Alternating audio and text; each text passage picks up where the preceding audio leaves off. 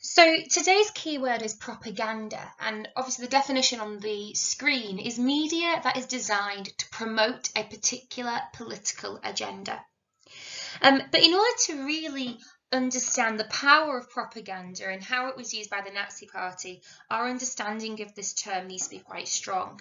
We need to understand that propaganda is a mode of communication, which means it can be verbal, it can be written, it could be a piece of artwork, it can be a film, but it is used or designed specifically to manipulate or influence the opinion of a group of people in order to support a particular cause or a particular belief over another, and often to highlight the benefits of one idea or group above another.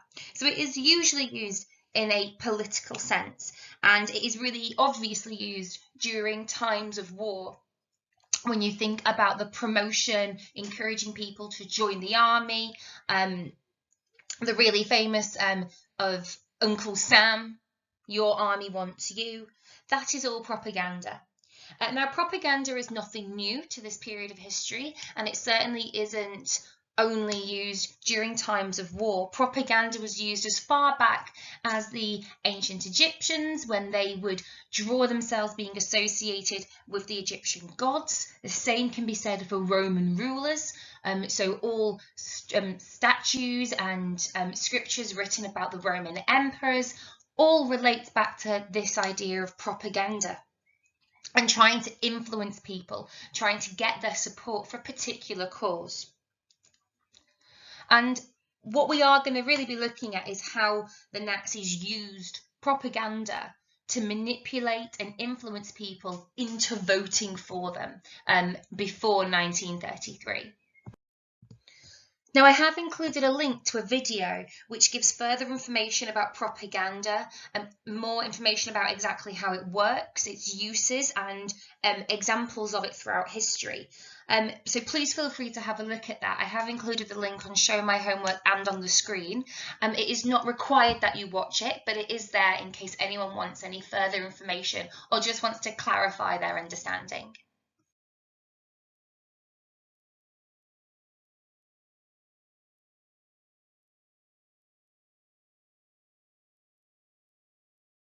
So just to highlight some of those points made by the curator of the US National Holocaust Memorial Museum around Hitler's use of propaganda in order to gain power.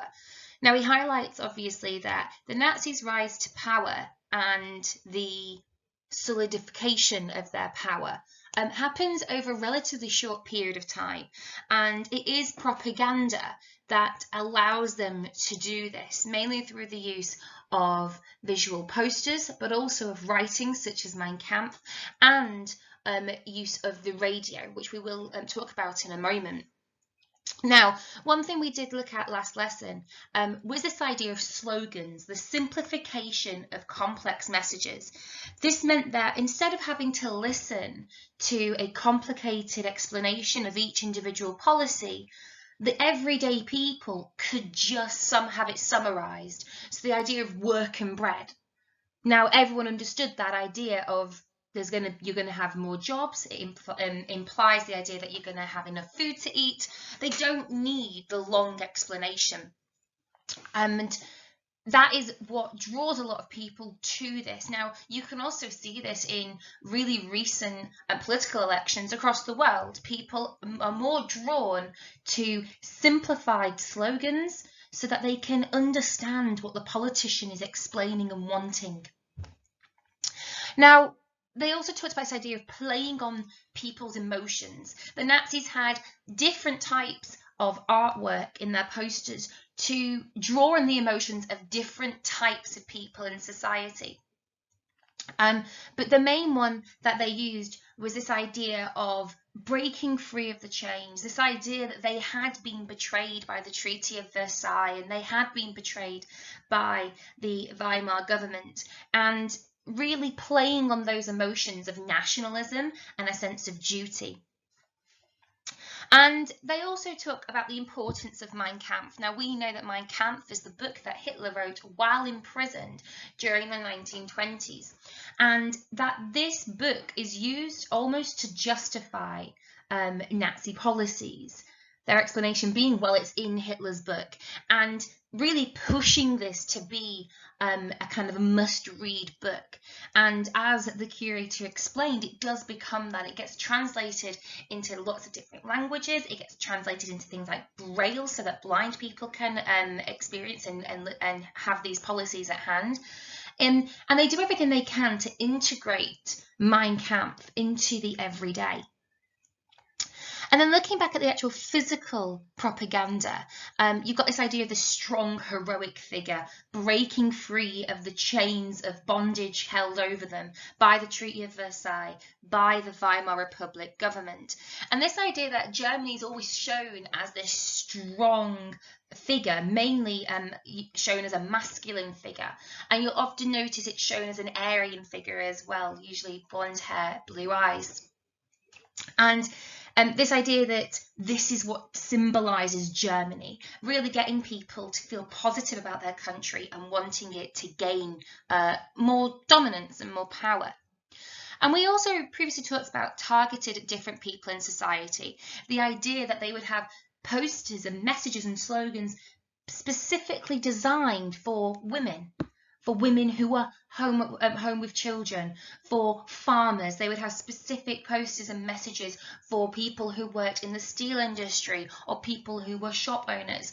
They really honed in on these specific groups, and rather than creating one slogan or one poster design to appease all of them, they made separate specific ones, which really worked. And the curator also really highlighted this use of the colour red, really bold, eye-drawing on the street. It makes people look and listen and has that really serious connotations with it, and people are more drawn to it scientifically.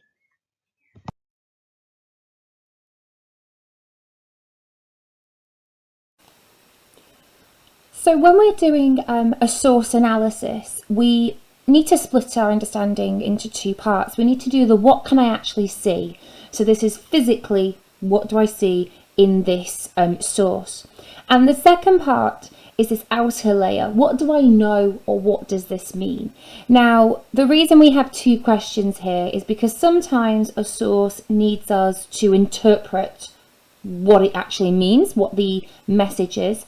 And sometimes we need to apply our historical understanding. So that is the what do I know.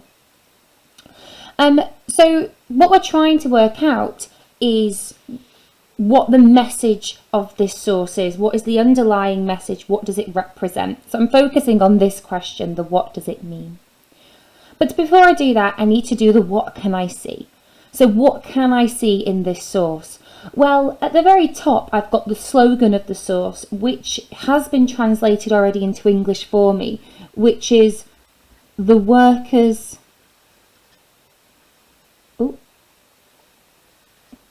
have awakened. And that's the first thing right at the top in really bold letters. Now underneath that, kind of dominating the top section of the page, is the Nazi symbol, the swastika. And then taking up the majority of the bottom half of the page is this large man. And I can see on that picture that he has got blonde hair, and he is kind of quite young. He looks very strong and healthy. Now in the smaller corner, kind of wafting papers at the man, are a group of smaller men. And they're pointing at some papers. So I'm going to include the papers there, because in a piece of propaganda, especially a poster, nothing's been included just because. Everything's there for a reason. And in the background, I can see the silhouette of factories. So I'm going to include that in there as well. Now, as far as some Nazi propaganda posters go, this is quite a plainer one. There are others which are much more complex. But let's have a look and let's unpick what we can see and try and think, well, what does that actually mean? Well, the first thing, the workers have awakened, suggests that they haven't been awakened. Maybe that they haven't had power, but now can.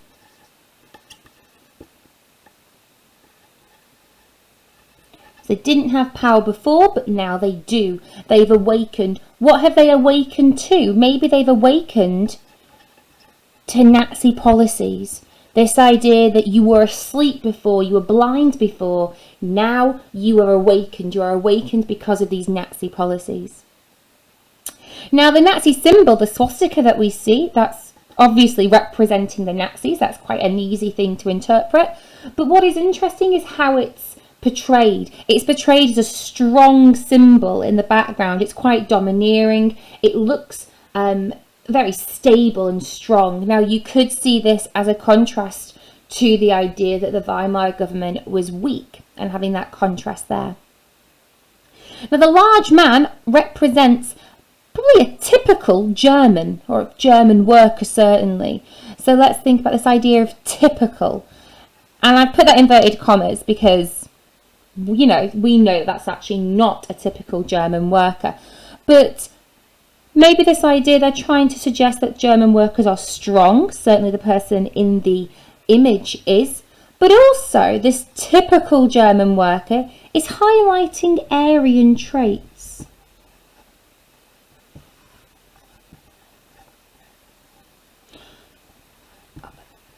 So we're looking at the blonde hair, blue eyes, strong, healthy. Oh, let me get up there. So that's what he's doing, representing this idea that the typical German worker is this strong Aryan man. And then the factories in the background, let's just go to them for a moment. They are obviously representing Germany's industrial power, Germany's industrial potential.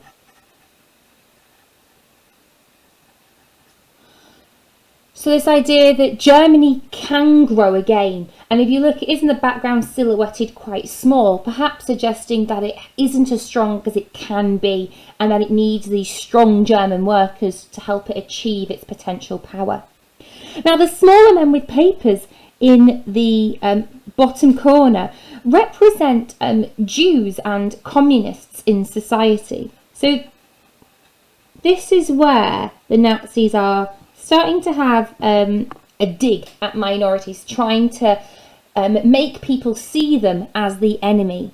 So the Jews and communists here are holding papers to the workers, trying to hold them to these unfair contracts.